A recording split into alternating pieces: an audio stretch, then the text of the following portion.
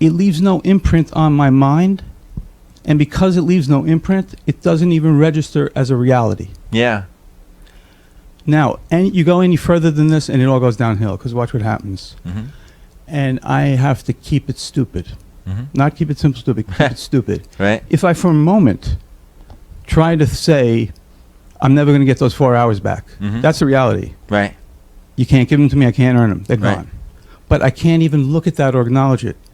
If I say, you got the same monetary problem that you were anticipating this assignment to solve, Right. if I go there, all my theory crumbles. Yep.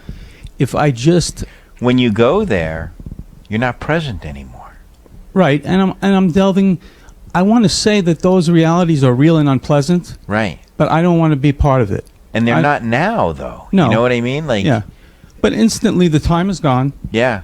I got to keep it simple. I can't examine that. I can't say there's 4 hours of your life wasted up and down, prime time, business day, gas, money. I can't even go there. Yeah, because now you're wasting 6 hours instead of 4 hours. So it's a little counterintuitive. Yeah. Where you can't even, and you can't have an interest in productivity or efficiency either, because then you're screwed. This whole thing doesn't work. You know, you really what you're talking about is surrendering to it. Yeah, and I said to myself, I immediately, in my first thoughts, I immediately surrendered to reality. Yeah. But I didn't. Then I meant to surrendered. It wasn't painful. Yeah. So surrender. Stop there. I surrendered to reality, and it wasn't painful. Just stop there for a second, and then you can continue. I mean, that's what I did. And you know? It had no fight in it. It wasn't potent anymore. There was no punch to it. Nothing. And the guy had to drag me back to talk to me more about why I'm, in the conventional terms, getting screwed. Yeah. And he's probably thinking, who the hell is this guy? Yeah. He's driving 4 hours for nothing. We're here. We got some bogus explanation. We can't get in the building. We don't have the check. It was all lined up a half an hour ago. Right. I don't even ask any of those questions. Yep. Why? What's the point? And this is where my not caring comes in, Tom. And when... Yeah, but stay away from not caring. You're going to think it's not so bad. Right. What I'm not caring about is the emotions that come up. Yeah, see, your relationship to even your own internal reactions are changing. That. Yeah. So I don't care. Yeah.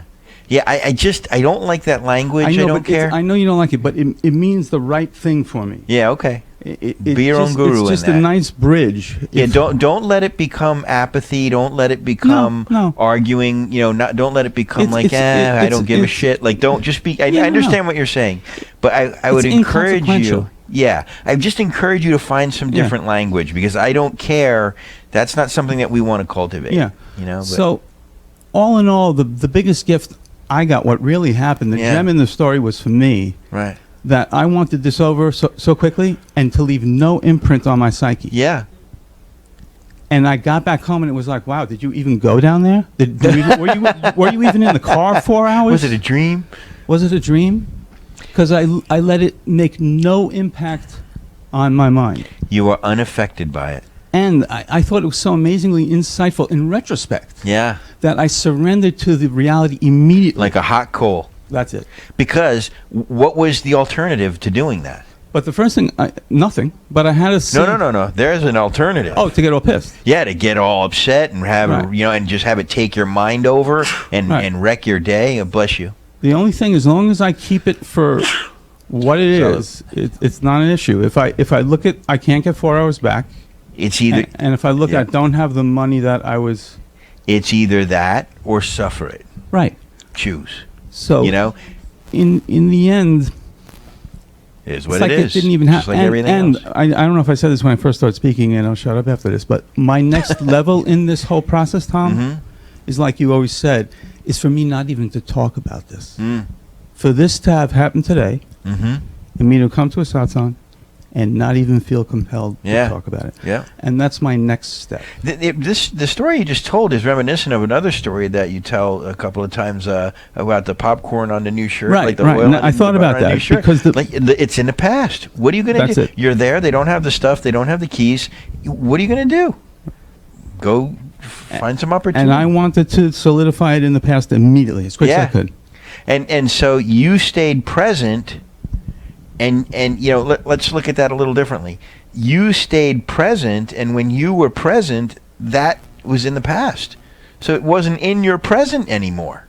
It was all in the time of 10 or 15 seconds, but that quickly, right? It was in the past. That quickly. It was in the past, and that's the thing. Like the end game to this is presence.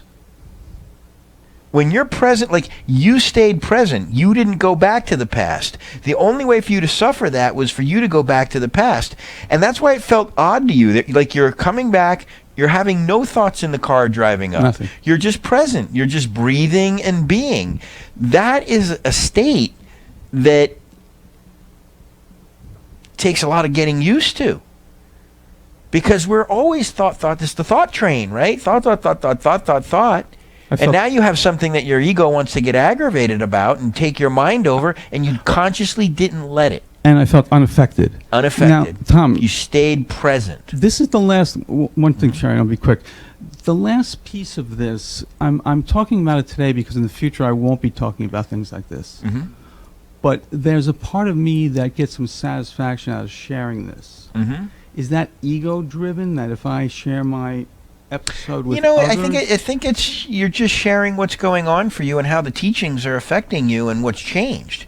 And I think that that's useful for people to hear, because you've been around a long time, we've been talking for a long time, and so this stuff is very second nature to you. But people who haven't been around long, they don't know what the effects may be of, and that's even actually possible. So I'm always interested in hearing that. And if you ever have any questions, I'm always encouraging you guys to bring your questions to Satsang. Your questions drive Satsang. That's what really makes it juicy, when I can speak directly to your questions instead of us having to assume what your questions are.